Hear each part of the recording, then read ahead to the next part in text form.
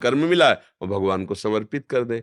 तो जैसे आप दिन भर चिंतन नहीं करते, लेकिन जब शाम को आपको पैसा मिलेगा, तब आपको ये बात है कि माता पिता को देंगे जाके, या पत्नी को देंगे, परिवार को सुख मिले।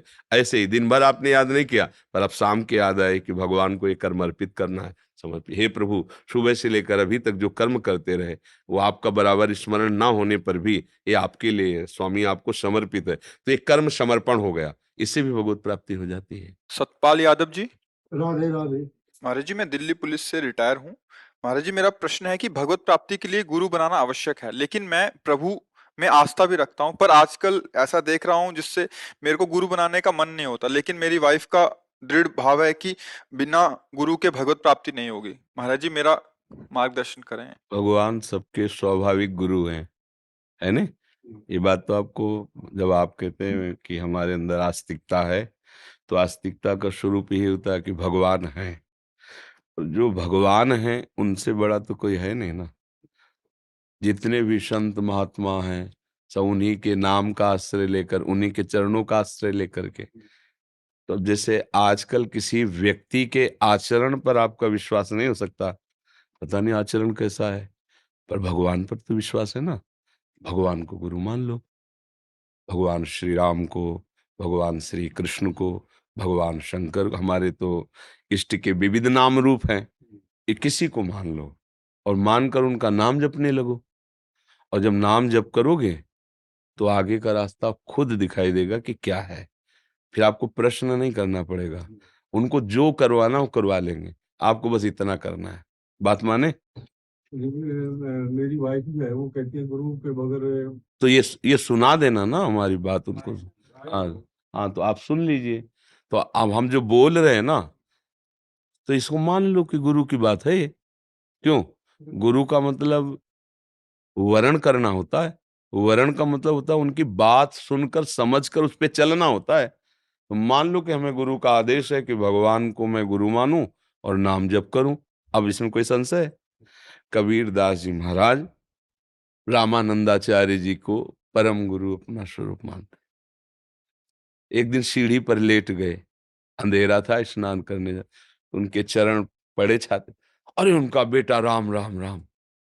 तो उनका गुरु जी राम राम राम, आजीवन राम राम राम राम भगवान ने।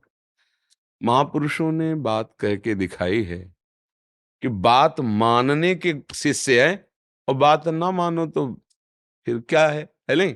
हम लाख कहें कि आप हमारे शिष्य, आप हमारी बात ना माने तो आपका कल्याण नहीं होगा।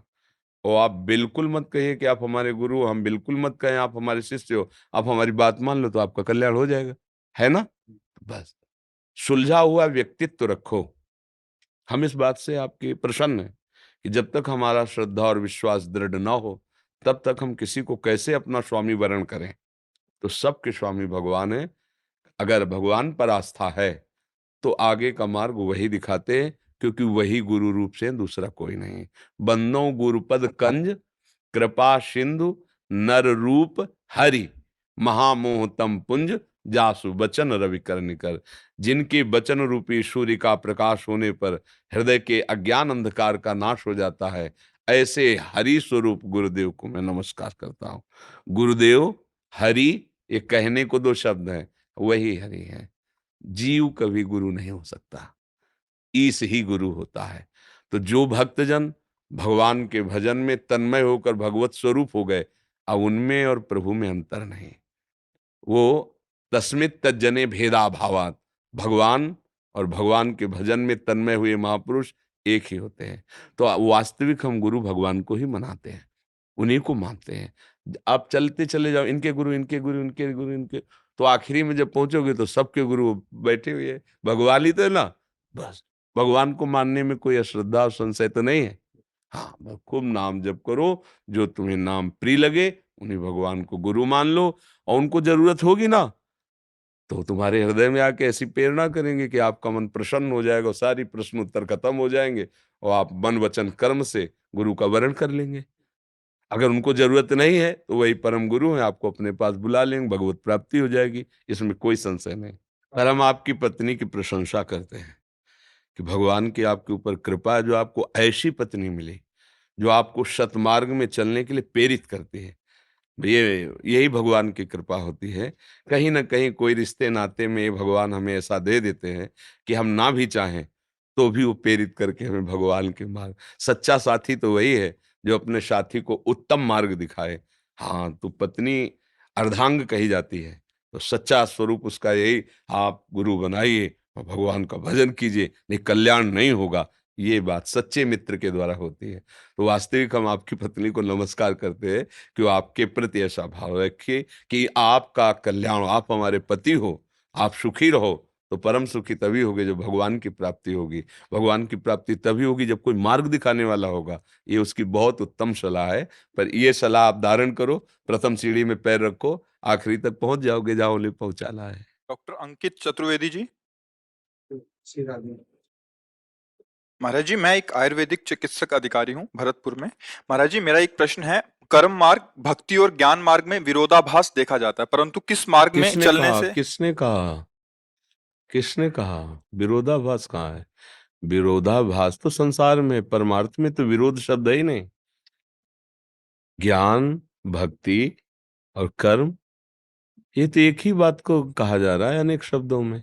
देखो, तुम्हें हम बताते हैं, हमें बताना विरोधाभास कहाँ है। जब हम परमार्थ में चलने की बात सोचते हैं, तो सबसे पहले हमें सत और असत का ज्ञान करना होता है। हमें क्या त्यागना है और क्या स्वीकार करना है। समझ रहे ना?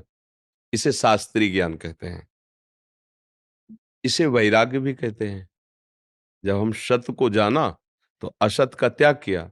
अब जिस सत को जाना, अब उस सत से हमें प्यार करना है, तन्मय होना है, उसमें स्थित होना है। उसी को भक्ति कहते हैं, उसी की उपासना करते हैं। उपासना वाणी से होती है, शरीर की चेष्टाओं से होती है, मन के संकल्प से होती है। अब जब उपासना करके सत वस्तु में हमारी स्थिति हो गई, तब हम ब्रह्म स्वरूप हो गए। ब्रह्मविद ब्रह्मैव भवति। भक्त स्वरूप में माया, ब्रह्म ये सब भूल गया, एक रहे हो नंदलाल। एक ही रहा, उधर ब्रह्म रहा, इधर ठाकुर जी के स्वरूप में हमने स्वीकार किया, तो माया नहीं, ब्रह्म नहीं, नहीं जीव नहीं काल, अपनी सुधि नारे एक रहे हो नंदलाल। मुझे तो कोई भी विरोधाभास नहीं नजर। आपको आया क्या नजर विरोधाभास? जैसे प्रभु जी, जैसे ज्ञान नहीं है और कर्म करे जा रहे हैं, जैसे ये पंखा चल रहा है, इसको ज्ञान नहीं है कि मैं क्या कर रहा हूँ, मतलब ये तो बस चल ही जा रहा है, ये इसको पता पंखा चल रहा है, तुम कर पंखा थोड़ी हो। तुम तो विवेकवान हो, इसमें विवेक है क्या? इसका उदाहरण मत दो। इसका उदाहरण उससे नहीं लगे, बेमतलब मूर्खता वाली बात नहीं। पंखा और तुम में अंतर है। पंखा एक जड़ वस्तु है जिसको हम चलाते हैं, बिजली के पावर से ऑन ऑफ हम करते हैं। तो तुम पंखा थोड़ी हो, तुम तो विवेकवान व्यक्ति हो। अब उदाहरण दीजिए जिसके द्वारा कर्म होता है, तुम्हें समझाएं? अंतःकरण चतुष्टय होता है, मन, बुद्धि, चित्त और अहंकार। बुद्धि का कार्य होता है निश्चय करना, मन का कार्य होता है मनन करना, चित्त का कार्य होता है चिंतन करना, अहंकार का कार्य होता है क्रिया को स्वीकार करना, कर्ता भोक्ता भाव। ये मूल आत्मा की बात कह रहे हैं, अभी ज्ञानी की बात नहीं कर रहे हैं। अब हमें बुद्धि से निश्चय करना है कि किसे क्रिया विधान कहते हैं और किसे क्रिया निषेध कहते हैं। तस्मात् शास्त्रम प्रमाणम ते। कैसे जानोगे? तो सत्संग कीजिए, शास्त्र स्वाध्याय कीजिए, उससे पता चलेगा कि क्या कर्म करना चाहिए और क्या कर्म नहीं करना चाहिए। अब जब जान गए कि जो नहीं करना है उसका त्याग करना है और जो करना है उसकी उपासना करनी है, में हमें अनुराग प्राप्त करना है, तो वही जो करना चाहिए उस कर्म को जब हम करते हैं, तो हमारे अंदर का अहंकार निर्मल होता है। तब हमारा भाव खत्म हो जाता है कि मैं करता हूं। उसको दिखाई देता है कि तीनों गुणों के द्वारा गुणानुगुण वर्तन्ते मनुष्या पार्थ सर्वसा। अब वो उसके अंदर ज्ञान हुआ कि अभी तक जो मैं कर्म का कर्ता मानता रहा, वो तो मैं हूं ही नहीं, ये तो हो रहा है। प्रकृति के तीन गुणों की प्रेरणा से, सात्विक राजसिक तामसिक गुण हो की प्रेरणा से कर्म हो रहा, मैं इसका दृष्टा हूं, मैं असंग हूं। अब वो ज्ञान में पहुंच रहा है, अब अपने स्वरूप में पहुंच रहा है। भक्त इसी को देखता है कि भगवान की कृपा, गुरुदेव की कृपा से मुझे सतमार्ग का ज्ञान हुआ। अब उन्हीं की कृपा से सतमार्ग का आश्रय लेकर आराधना करूं। मेरे में तो बल नहीं, अगर मैं करता होता तो पहले कर लेता। ये तो गुरु की कृपा। इसका भी अहंकार गलित हो गया। जहां अहंकार गलित हुआ, शुद्ध परमार्थ जागृत हो गया। अहंकार विमूढ़ आत्मा करता हमिति मन्यते। मैं ऐसा करता हूं, मैं ऐसा करूंगा, मैंने ऐसा किया, ये अहंकारी मूढ़ आत्मा का वचन है। इसमें विरोधाभास कहाँ है? हमें विरोध बताओ। आपको लग रहा है विरोध?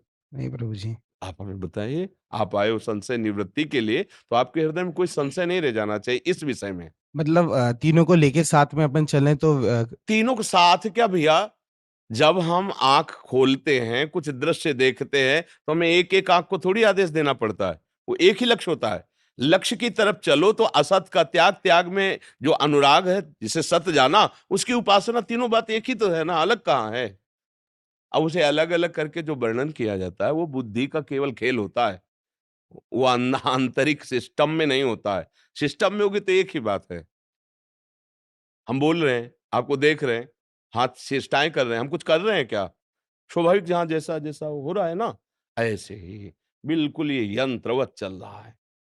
अब सब थोड़ा ब मतलब अभी आप मानसिक धरा पर बात कर रहे हैं, थोड़ा आध्यात्मिक धरा पर आइए, फिर उससे बात करो। फिर आगे चल कर के कुछ कुछ हमें आज तक अलग नहीं लगा है, कुछ नहीं लगा, कोई संप्रदाय, कोई महापुरुष के वचन।